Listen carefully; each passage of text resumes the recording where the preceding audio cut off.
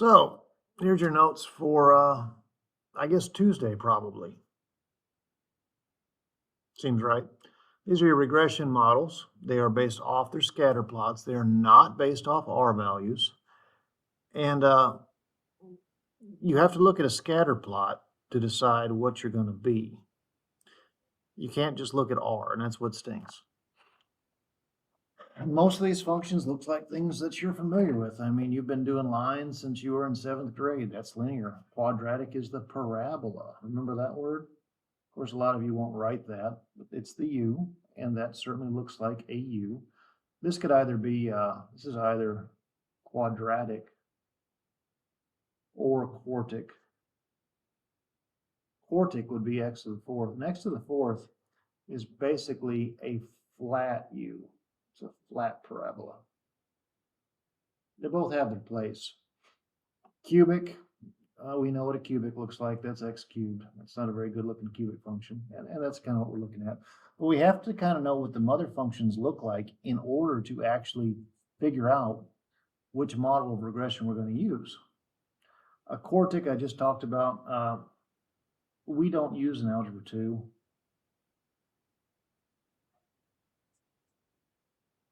So we're not going to worry about it. You have your exponential. This one is modeling decay. And, you know, exponential functions start high and then they flatline out. Or they start low and they rise. This one would be growth. But you've got to know what certain things look like. I keep putting that. You have to know what things look like in order to figure out the right kind of regression. You have your logarithmic. Remember, logarithms look like R's.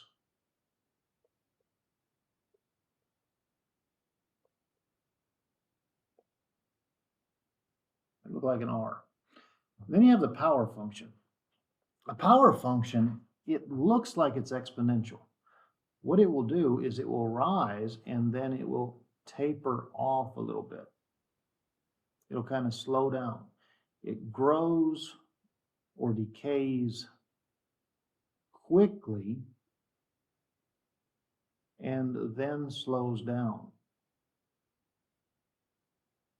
It's still growing. It's just slowed down quite a lot. And it ends up looking a lot like a cubic. This is where it kind of becomes an art of picking the best one. All right, why do I have to know what graphs look like? Why can't I just use R? That's because R, which is the correlation coefficient,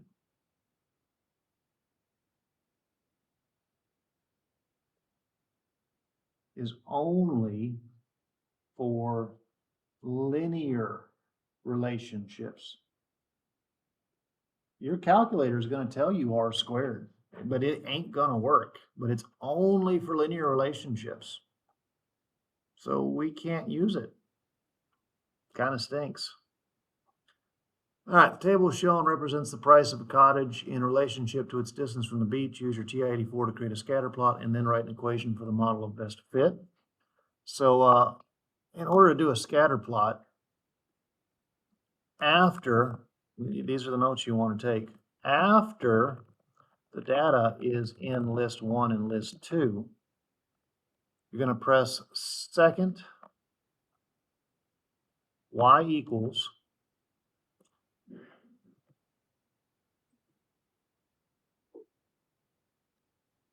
and see how I've got my plots off?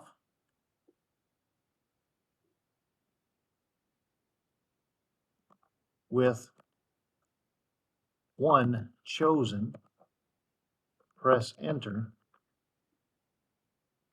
So 1 is chosen, I'm going to press enter. I'm going to turn them on. Highlight on, press enter.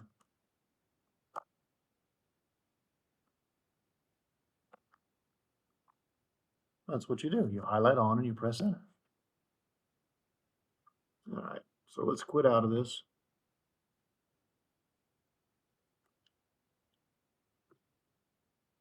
Get my data into list 1 and list 2.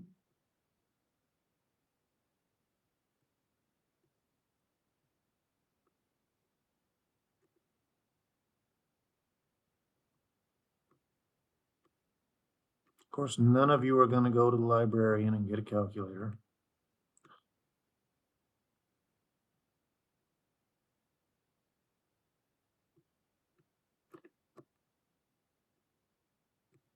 Like, she literally gives them out for free. But you won't do it.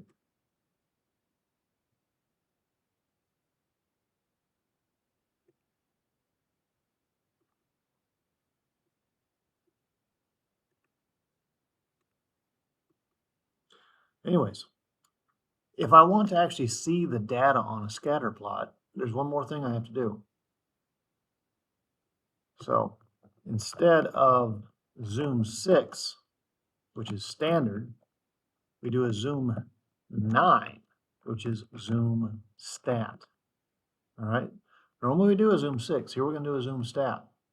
So zoom 9, right there at the bottom. And you're going to see your scatter plot. Now, I think that's linear. It looks linear to me, all right? That would be my guess. It's linear. Well, let's do something else. Let's take the equation that our calculator creates and let's put it on the graph, not by copying it, okay? So I think it's linear. I'm going to go to stat, I'm going to go to calc, and I'm going to do that linear regression, ax plus b. And I'm going to do a little bit more to it, okay? So stat, calc, 4 for linear regression. I played with this area on the last video where it says store regression EQ. So store reg EQ. I'm going to press vars, yvars,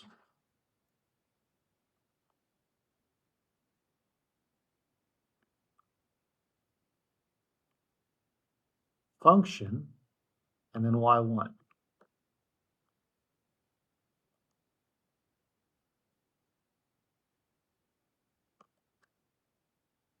What that's going to do is that's going to take the equation that my calculator generates and it's going to put it into y1 for me. So it has taken this equation already and it's put it there for me. So now I'm going to hit the graph key because I've already done a zoom 9 and I can see that I have a pretty good fit. I would not entertain the idea of this being anything else. I wouldn't do it. It is a linear regression, all right? I feel confident about that based off the scatter plot. So if the beach house is 3 blocks from the beach, what is the expected price? Well, here's one of the cool things about a calculator. I can hit second calc, or second trace, value, let x be 3. And there is the price, okay? Made sense too. It's between 208,000 and 204,000, 238,000. But it's right there, 209, 89, 95. So there are some advantages using a calculator. That's one of them. All right, what do we have here? We have a box that contains 1,000 coins is shaken, and the coins are emptied onto a table. Only the coins that land heads up are returned to the box, and then the process is repeated. The accompanying table shows the number of trials, the number of coins returned to the box after each trial. So row 1 is always X, row 2 is always column Y, or yes, I'm saying that right, I'm just tired. So this is going to be list 1, this is going to be list 2. Now, what I notice is it's decreasing fast, but it's slowing down. So it's decreasing fast and slowing down. This is probably going to be a power regression. It's going to look just like exponential decay. And it might fit well too, but I would say this is probably power regression. But anyways, let's load up, stat, edit, clear some crap out. Thankfully, I chose examples where I didn't have to spend all day typing. Although it may not be able to do a power regression with a 0 there.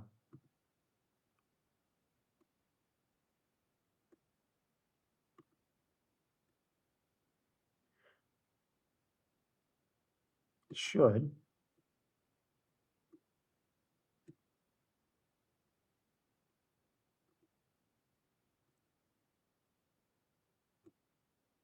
Anyways, zoom 9. And there's your data. It certainly looks to some degree like exponential decay. And there is something that's still stuck in Y1. Remember I had something in y1? Do that again. There it is. All right, so let's go through the process here. My two choices at this point in time are between exponential and logarithm. Or sorry, not logarithm, exponential and power. So let's see which one looks best. Stat, calc. Let's do an exponential regression. We're going to put that into y1. We're going to calculate it. We're going to see what it looks like. It came up with an equation. You can't trust these R values, though. I wish you could. They're not trustable. It looks like you want it. It really does. But I hit graph, and I'm going to look at how well it fits the data. Boy, it looks spot on, doesn't it? It really does. So let's do another one here. Let's do a power regression, which is that one right there, PWR-REG. And we'll put it in Y2, and we'll just kind of go through the process of saying which one looks better. I feel like it should be a power regression. But I've already put something in Y1, so this time I'm going to put it in Y2. Ah, I thought it would freak out about power, so I can't even do a power regression. So I have no choice but to accept the fact that it had to have been an exponential regression. So it was exponential. No choice. I thought it would freak out because of that 0, and I was right. Anyway, here's my equation. At the top says y equals a times b to the x. And we can do this one by hand. And I'll show you how to do it in calculator too. Let's take these out 4 decimal places. The 9th trial, by the way, that's up here. That's an x value. So my equation is y equals a, which is 1,018.2839, times b, which is 0.5969, to the x. And since I'm talking about the 9th trial, I'm just going to put a 9 right there. So we have 1,000, off 1,018. I don't know why I'm opening up stuff. It's 0.283. Since I've got it in front of me, I'm just going to type it all in. No, I'll show you the nice thing about a calculator. Problem by doing by hand is we have a tendency to round because we're just kind of lazy creatures. 0.5969 to the 9th. So I would say 10 coins. Just because I have to round up. There's no such thing as 8/10 of a coin. So it's about 10 coins. Seems reasonable based on the data. Now let's see what a calculator tells me. So I already have the equation in there. And I talked earlier about doing the whole second trace value thing. And I'm going to do it again. I'm going to hit second trace. I'm going to choose value. And again, these are notes that you should probably take. But what do I know? And I know ahead of time that the calculator is going to freak out. Second trace value. I'm going to try and feed it a 9. And it's going to tell me error invalid because the window is not big enough. I need to adjust. Actually, it should be available. Why wasn't that working? Oh yeah, the window's not big enough. I need to adjust X max. Look at our window. Our window goes 1, 2, 3, 4, 5, 6. That's as far as it goes. So window, let's just set the X max back to 10. And now I'll be able to use this model to predict what happens on the 9th one. So second trace value 9. There she is. And notice the difference. That's a little more accurate than what I had earlier. That's 9.788. It's just a little bit closer, isn't it? I know that your dual enrollment teacher, she likes to use only this. And even if you keep all the decimals returned over here, you will never line up with her around the 5th or 6th decimal place. All right, the accompanying table shows the number of bacteria present in certain culture over a 5-hour period of time, where X is the time in hours and Y is the number of bacteria. By default, we kind of think about bacterial growth being exponential, but it's actually not. We don't talk about logistic growth in Algebra 2. It would probably be a logistic model. This one's probably going to be a choice between exponential and power, because it's going to level down. It's going to either slow up or speed down. We'll see. We'll see what it looks like. So anyways, off to stat, off to edit. Column 1 is list 1, column 2 is list 2, and so forth.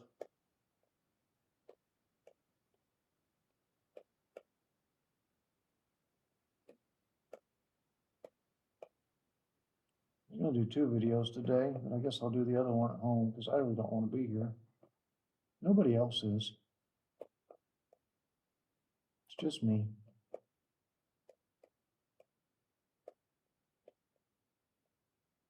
I've done videos up here at 2 in the morning because of unexpected emergencies.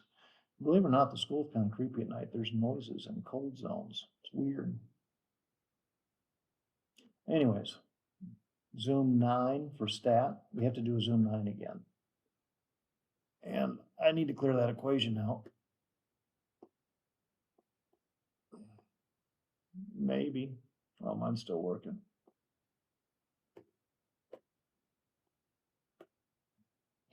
And boy, I could see a case for kids saying this is linear. This almost looks linear, doesn't it? All right, let's go to stat calc. Let's see what linear regression looks like, and I bet it fits it pretty nice. Let's put that regression equation into y1. So that was vars, y vars, function, y1. Calculate. Then we'll look at the graph. That's pretty darn good, isn't it? Oh, that's so good.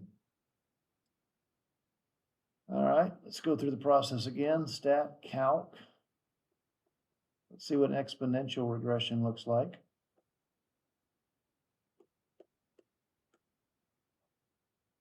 So I'm at store regression equation, vars, y variables, function. I'm going to put this one in y2 so I can have a comparison. And it's bacterial growth. Bacterial growth ought to be exponential. So this one will come up in red.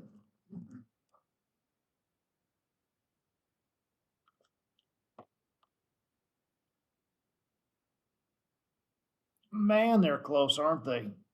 Oh, they're close. Let's see what a power regression looks like. Stat, calc, power regression. All right, so I'm down to regression equation, vars, y variables, function. So I'm going to put it in y3 so I can see all 3 of them at once.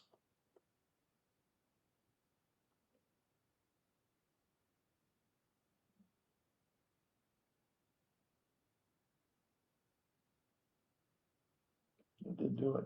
Did it do it? Apparently I didn't go through the process. Stat, calc, power regression, vars, y variables, function. I bet I didn't hit calculate. Well, okay. So it was a choice between linear and exponential. So we had a choice between linear and exponential. Which one's better? Because I can't trust an R value. So bacteria is exponential or power. That's just how it is. It's one of the two. All right, so let's look at the context of this question. When will there be 1,700 bacteria present? Let's grab my exponential equation.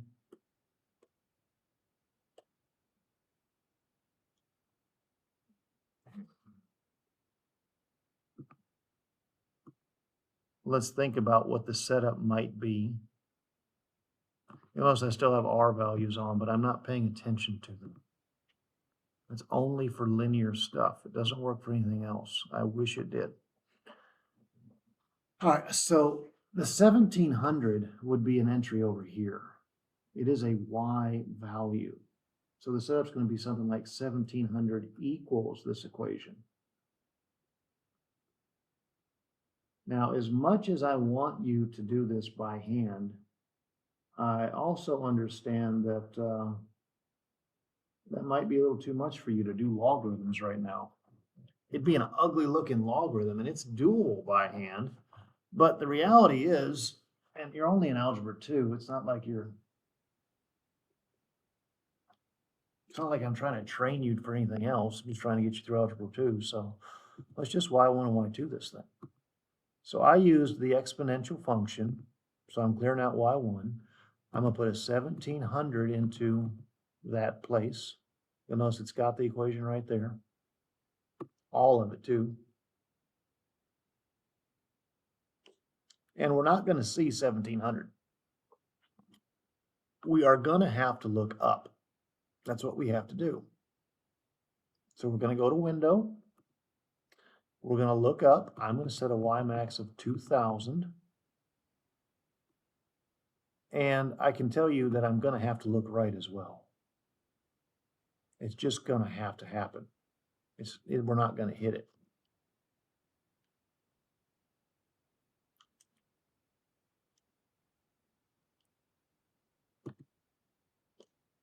So let's look 20 units to the right.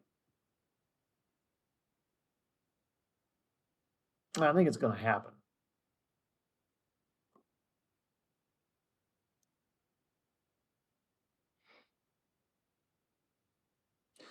Now, a linear relationship would have been somewhere over here where my mouse cursor is.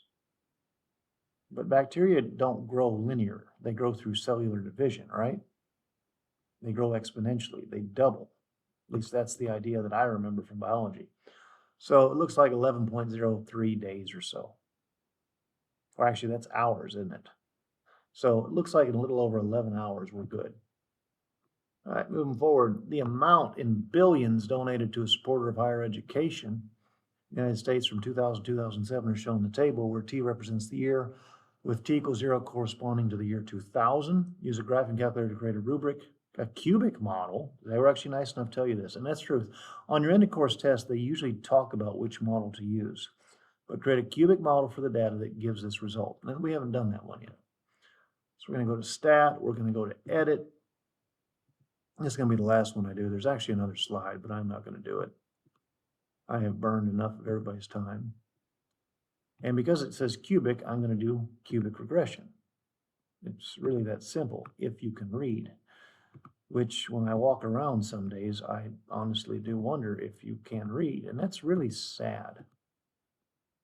That's really, really sad. You know, if you struggle with reading, here's what you do. You read to your children when they're little. And then you start making them read to you. Like, just spend 10 minutes a day with your kid when they're little, and guess what they'll be able to do? They'll be able to read. That's how it works. And I'm sorry that wasn't done with you. I'm sorry that people believe that that was a teacher's job. It is part of their job. But the first person's job that it was your parents. Like, there's certain things that you can teach your kids. You can teach them how to do basic math. You can teach them how to read and write. You shouldn't be expecting somebody else to do that when you yourself are more than capable of it. All right, so where are we at here? We're going to do a cubic regression. And I'm going to store that equation in. So I'm going down to store regression equation. I'm going to hit variables, which is vars, y variables, function, y1. Calculate. Now, I already know I've got some stuff in y2, so I'm just going to clear it out because I know there's some stuff I don't need there. I'm going to do my zoom 9, which is zoom statistics. And you can kind of see it's got that upward trend, and then it's doing that. We probably could have picked a better model, but they told us to do a cubic function. So there she is. Part B, according to the cubic model, how much was donated in 2008? Okay, so let's go back through the text here. 0 is 2000, okay? So you start talking about 2008, that's going to be the 8th year, I think. So 2008, E equals 8. All right. Now, does my window go out to 8 units? It goes 1, 2, 3, 4, 5, 6, 7. Doesn't quite go out to 8 units. So I'm going to take my X max, I'm going to adjust it to 10. And I'm going to see if that's good enough. All right. Then I'm going to hit second trace value. I'm going to give my calculator a few seconds here to catch up. And it doesn't usually care if the Y max is good enough when you do a value. So H should find an answer. And there it is. You can't even see it. But around 33 point, they're rounding the nearest tenth, 33.9 will be the amount in billions donated to support higher education. And there you go. There's your notes off this section. Hopefully it goes well. Later.